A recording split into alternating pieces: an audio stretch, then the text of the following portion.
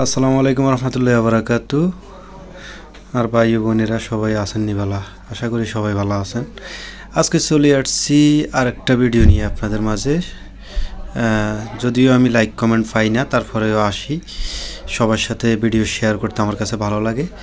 আমি এখন যাচ্ছি কাজে, তো কাজে যাইতেছি, সেজন্য কি করব, গাড়িতে বসে বসে চিন্তা করলাম যে একটা ভিডিও করি, তো ভিডিওটা করেই ফেললাম।